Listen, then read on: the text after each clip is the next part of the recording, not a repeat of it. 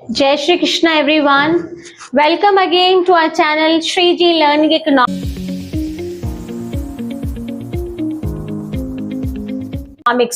बेटा कल हमने गवर्नमेंट बजट के क्या किए थे, ऑब्जेक्टिव्स किए थे, जिसका मैंने आपको निमोनिक बताया था, rare James.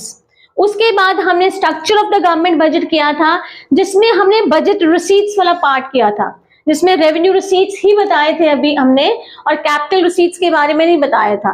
So today will start with the capital receipts, right.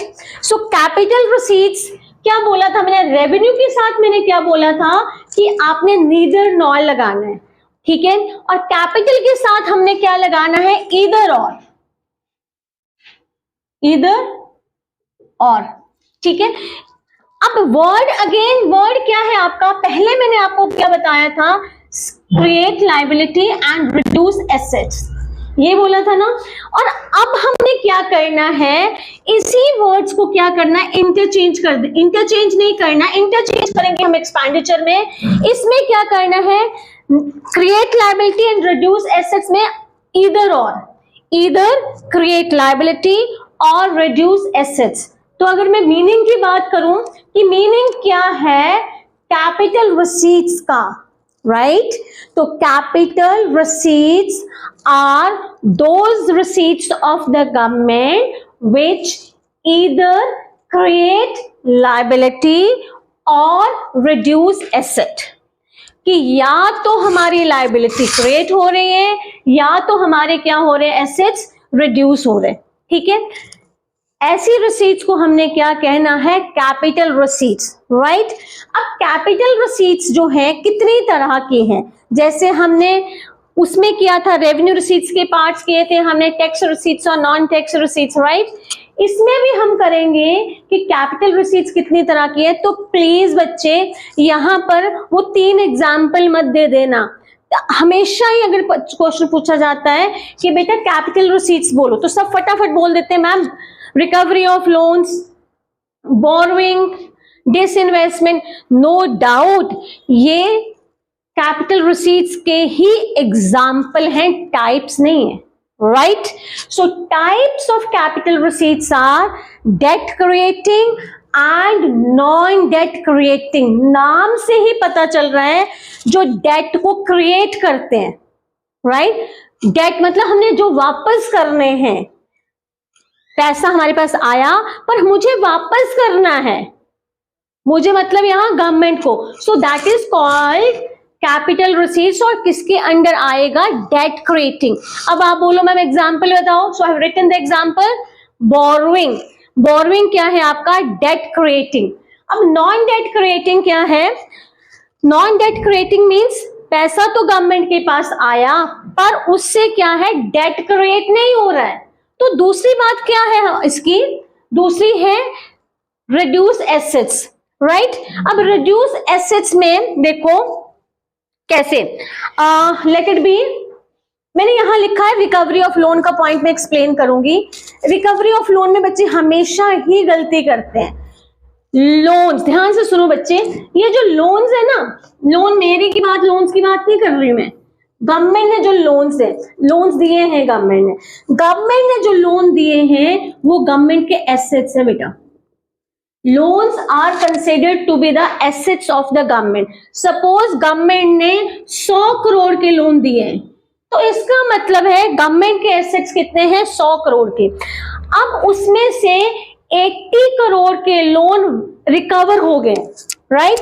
मतलब 80 करोड़ वापस आ गए हैं, तो कितने बच गए, 20। पहले मेरे गवर्नमेंट के एसेट कितने थे, 100। अब गवर्नमेंट के एसेट कितने हैं, 20। तो what happens to the assets of the government, government के एसेट क्या हो गए, reduce. So reducing the asset, तो इधर देखो, इधर क्रिएट लायबिलिटी और रिड्यूस एसेट। तो रिकवरी ऑफ लोन्स जो है that will comes under non debt creating, और कैपिटल रिसीट्स हैं ये, रेवेन्यू नहीं है। कैपिटल रिसीट्स मींस हमारे इसमें क्या हुए हैं, एसेट कम हुए. Disinvestment again selling of the some part of the assets, again it reduces the assets, so it will comes under capital receipts. So capital receipts क्या, ईदर क्रिएट लायबिलिटी और reduce assets. कितनी तरह के हैं, debt creating, non debt creating. Debt creating कैसे, example borrowing. Non debt का recovery of loan and disinvestment. This is all about capital receipts. अभी तक हमने क्या किया, बजट रिसीट्स. बजट रिसीट्स को डिवाइड किया किसमें, रेवेन्यू रिसीट्स में और कैपिटल रिसीट्स में. रेवेन्यू रिसीट्स को आगे किसमें किया था, टैक्स, नॉन टैक्स. टैक्स को आगे किसमें किया था, direct tax, indirect tax, right. Capital receipts हमारा हो गया. अब है हमारा budget expenditure. Budget expenditure means कि गवर्नमेंट का estimated expenditure in annual, in fiscal year, कि गवर्नमेंट कितना खर्चा करेगी. तो गवर्नमेंट का खर्चा again, budget expenditure again is of two types. One revenue expenditure and other is capital expenditure. Again word क्या है आपका, रेवेन्यू बोला है मैंने बच्चे, तो एन वर्ड अगेन आना चाहिए, नीदर नॉर, राइट. अब ये देखो मैंने पहले आपको बताया था सीएल और आरए, बेटा यही याद रखना. हमेशा मैं फिर से बोल रही हूँ सीएल और आरए ही याद रखना है, बस हमने इसकी पोजीशनिंग चेंज कर देनी, पेयरिंग. अब क्या आना है, सी ए एंड आर एल, सी के साथ ए और आर के साथ एल. ठीक है, तो क्या आया, मीनिंग यही से बन जाना आपका, क्या बनेगा, बजट एक्सपेंडिचर में क्या, रेवेन्यू एक्सपेंडिचर. क्या है revenue expenditure, so revenue expenditure is expenditure which neither create assets nor reduce liability. इसमें गलती मत करना, इंटरचेंज किए हैं वर्ड मैंने. क्या बोला, neither create asset nor reduce liability. फिर आप पूछो मैम ये कौन सा गवर्नमेंट का खर्चा है, कि ना तो क्या हो रहा है, ना तो क्रिएट, खर्चा कर रही है गवर्नमेंट पर गवर्नमेंट का कोई एसेट भी नहीं बन रहा है, और खर्चा करके ना ही गवर्नमेंट का कोई रिकवरी, ना ही गवर्नमेंट क्या हो रही है, लायबिलिटी रिड्यूस हो रही है. तो कहाँ खर्चा कर रही है गवर्नमेंट, जब दोनों चीजें नहीं हो रही है. तो गवर्नमेंट खर्चा कर रही है, एग्जाम्पल क्या आएगा इस पे, मान लो एडमिनिस्ट्रेशन पे, लिटिगेशन पे, कोई केस चल रहा है गवर्नमेंट का और गवर्नमेंट उस पे खर्चा कर रही है. क्या गवर्नमेंट का केस कोई चल रहा है, लिटिगेशन पे गवर्नमेंट खर्चा कर रही है, तो क्या गवर्नमेंट का एसेट क्रिएट हो रहा है, बिल्कुल नहीं हो रहा. क्या गवर्नमेंट की लायबिलिटी रिड्यूस हो रही है, नहीं हो रही है. Is that okay. तो कौन से एग्जाम्पल पे फोकस करना बेटा, इसके एग्जाम्पल क्या आना है, लिटिगेशन, ठीक है, और एडमिनिस्ट्रेशन, और अगर गवर्नमेंट कोई सैलरीज दे रही है वो. So these all comes under revenue expenditure. ये ध्यान रखना बच्चे, ये वाला एग्जाम्पल तो याद कर लेते फटाफट. 3 है, रिकवरी ऑफ लोन, डिसइन्वेस्टमेंट, और 1 is recovery of loan, disinvestment and boring. और इसके एग्जाम्पल बच्चों को नहीं आते, तो ध्यान रखना रेवेन्यू एक्सपेंडिचर का खर्चा गवर्नमेंट लिटिगेशन पे, एडमिनिस्ट्रेशन पे, डिफेंस पे, ये सारे खर्चे किसमें आने, आपके रेवेन्यू एक्सपेंडिचर में. ठीक है, आगे आया आपका कैपिटल एक्सपेंडिचर. अगेन फर्क वही, इधर एनएन लगना है और इधर ईओ लगना है. इधर क्रिएट एसेट्स और रिड्यूस लायबिलिटी, या तो एसेट वो खर्चे, क्या डेफिनेशन बनेगी, अगेन यहां से चलो, capital expenditure is that expenditure of the government which, ई है ना, तो इधर क्या, क्रिएट एसेट और रिड्यूस लायबिलिटी. बेटा इसमें ध्यान रखना, पिछली बार भी बोर्ड में ब्लूप्रिंट आंसर की आई थी, तो उसमें एक ही चीज, अगर मैं बेटा बोलूं कि दोनों इकट्ठी नहीं हो सकती, कि अगर गवर्नमेंट खर्चा करे, लेट इट बी गवर्नमेंट ने, इसका एग्जांपल है let it be construction of roads ले लो आप, डैम्स ले लो, तो इसमें एसेट क्रिएट हो रहा है. एक ही टाइम पे एक खर्चे से दोनों चीजें नहीं हो सकती, कि आप बोलो कि मैंने कुछ, मान लो आपको ट्रांजैक्शन आ गई कंस्ट्रक्शन ऑफ डैम्स, तो आप बोलो कि ये जो है कैपिटल एक्सपेंडिचर है, बिल्कुल ठीक है। और रीजन क्या लिख देते हो, because it either create assets और रिड्यूस लायबिलिटी। नहीं, दोनों थोड़ा ना होंगे, ईदर और, या तो उसमें क्या होगा, एसेट क्रिएट होगा या तो लायबिलिटी रिड्यूस होगी। तो इस केस में क्या होगा, कंस्ट्रक्शन ऑफ रोड्स ले लूं और एक्सपेंडिचर ऑन एग्रीकल्चर ले लो, इंडस्ट्री ले लो, तो इसमें आपका क्या हो रहा है, एसेट क्रिएट हो रहा है। और रिडक्शन ऑफ एसेट में कुछ भी ले लो, रीपेमेंट ऑफ द लोन, अगर लोन गवर्नमेंट ने वापस किए हैं, रीपे किए हैं, तो उनकी लायबिलिटी क्या हो रही है, रिड्यूस हो रही है। So please be particular about this. So this is all about क्या, स्ट्रक्चर ऑफ गवर्नमेंट बजट। आधे से ज्यादा चैप्टर यही है, 3 ही पोर्शन है चैप्टर के, ठीक है। पहला क्या, ऑब्जेक्टिव, दूसरा स्ट्रक्चर और तीसरा डेफिसिट। सो ये खर्चा जो है, it may be developmental, non developmental, plan and non plan. नाम से मैंने बोला डेवलपमेंटल एक्सपेंडिचर, जैसे जिससे प्रोडक्शन, इनकम, एम्प्लॉयमेंट इंक्रीज होती है, जैसे एग्रीकल्चर पे खर्चा करूं, ठीक है, इंडस्ट्री पे खर्चा करूं, क्या है, डेवलपमेंटल है। नॉन डेवलपमेंट आप लाइए, सारे नॉन डेवलपमेंटल आ जाएंगे। लिटिगेशन पे खर्चा, एडमिनिस्ट्रेशन पे खर्चा, ठीक है, और डिफेंस पे खर्चा क्या है, नॉन डेवलपमेंटल है आपके। प्लान और नॉन प्लान क्या, जब जो खर्चा गवर्नमेंट ने प्लानिंग पहले से प्लान किया हुआ कि मुझे इतना खर्चा एग्रीकल्चर पे करना, इतना एजुकेशन पे करना, इतना हेल्थ पे करना, पहले से प्लान है, तो वो क्या है, गवर्नमेंट का प्लान एक्सपेंडिचर। पर कुछ खर्चे हैं जो गवर्नमेंट को ऑल ऑफ सडन करने पड़ते हैं, जैसे कोई अर्थक्वेक आ गया, कोई नेचुरल क्लाइमेटीज आ गई, तो भी तो गवर्नमेंट को खर्चा करना पड़ेगा ना बेटा, तो वो क्या है, गवर्नमेंट का non plan expenditure. So this is all about the structure. अब हम फटाफट जल्दी से क्या कर लेंगे, types of budget. So write down, आप लिखिए तब तक, types of budget. Budget are of 2 types, that is balanced budget and unbalanced budget. Types,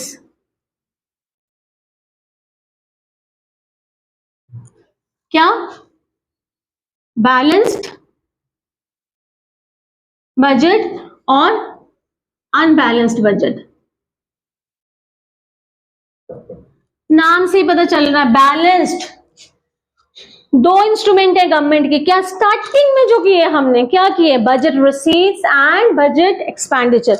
अगर बजट रिसीट्स मेरा बजट एक्सपेंडिचर के बराबर है, तो बजट ये क्या हो गया आपका, बैलेंस्ड बजट, ठीक है। दूसरा क्या है, अनबैलेंस्ड। अनबैलेंस्ड में क्या मीनिंग, क्या आएगा, पहले क्या मीनिंग आएगा कि बजट रिसीट्स और बजट एक्सपेंडिचर दोनों बराबर नहीं है।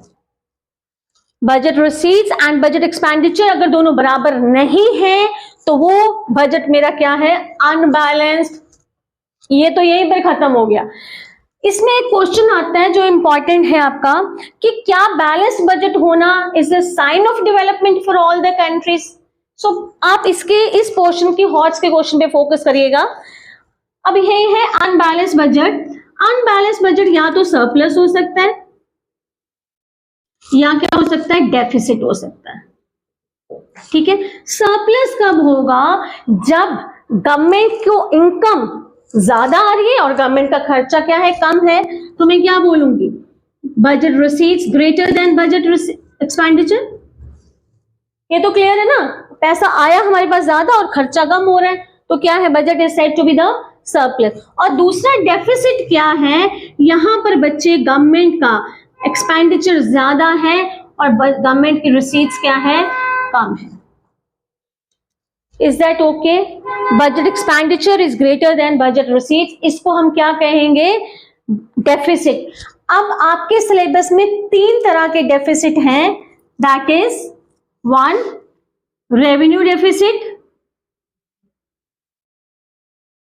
then fiscal deficit, then primary deficit। मैं आपको बता देती हूं, ये पोर्शन बहुत इंपॉर्टेंट है।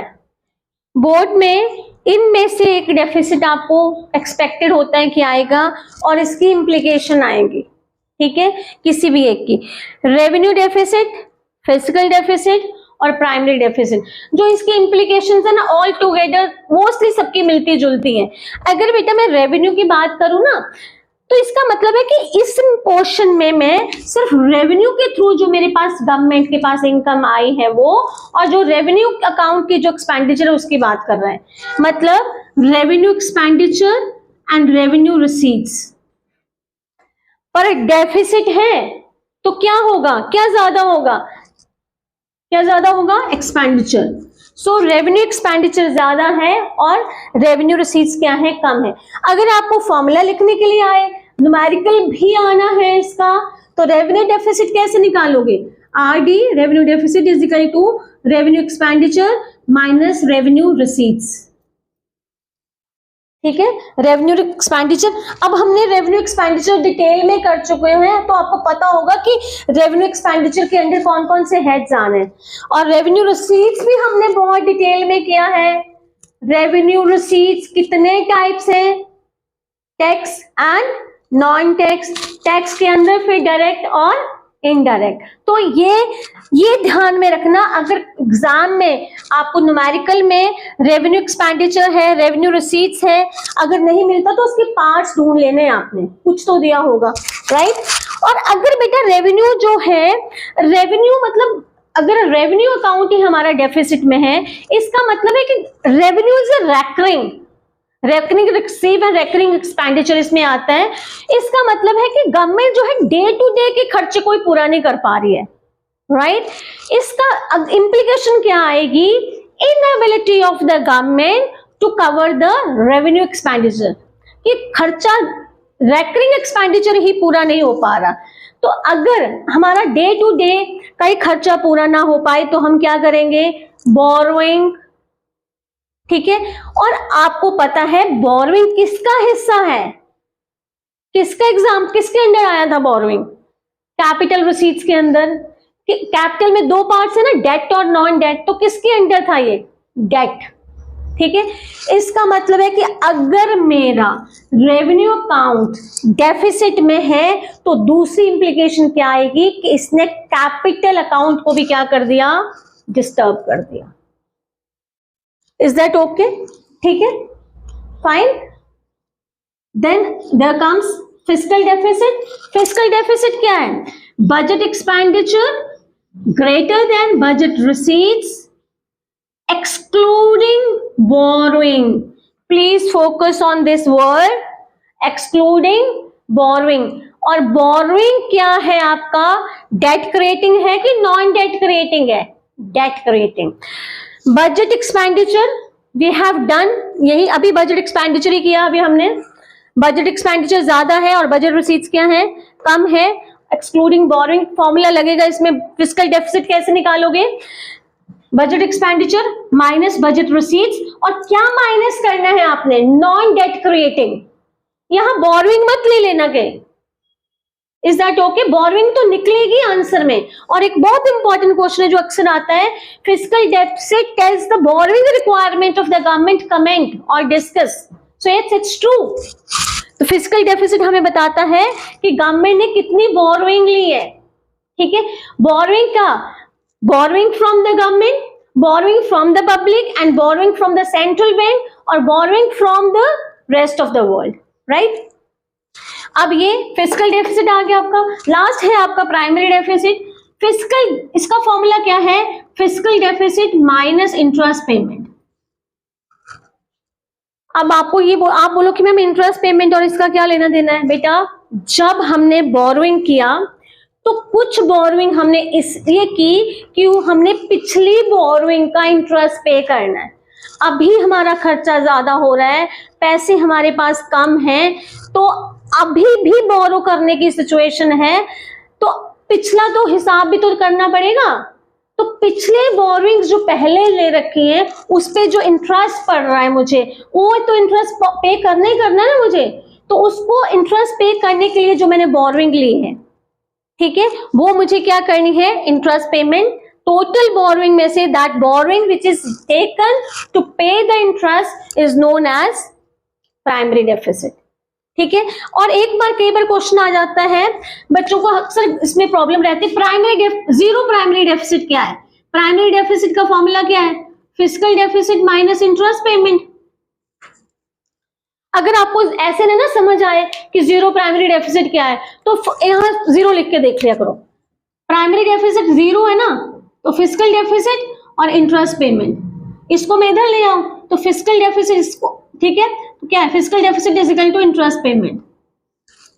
कि बोरोइंग इस बार मैंने बोरोइंग क्यों करी है? सिर्फ और सिर्फ इंटरेस्ट को पे करने के लिए।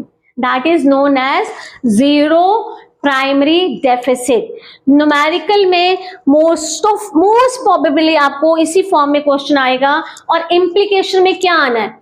Inability of the government to meet the expenditure, एक ये आ जाएगा। दूसरा क्या है? बोरोइंग हम ले रहे हैं, बोरोइंग आ जाएगा। तीसरा बच्चे, जब बोरो लेते हैं ना हम, बार बार बोरोइंग ले रहे हैं, तो बोरोइंग से क्या होगा? डिमांड बढ़ेगी, और क्या आएगा? इन्फ्लेशन। चौथा, बोरोइंग से क्या हो जाएगा? Dependence on the foreign country, अगर बाहर से बोरोइंग कर रहे हैं। और पांचवा क्या है? बोरोइंग अगर हम करते हैं तो फ्यूचर जनरेशन पे क्या है? बर्डन है। तो ये इम्प्लीकेशन चार ऑलमोस्ट मैंने ये कॉमन सी इम्प्लीकेशन बता दी है। You will be able to do it well. Thank you so much. Jai Shri Krishna.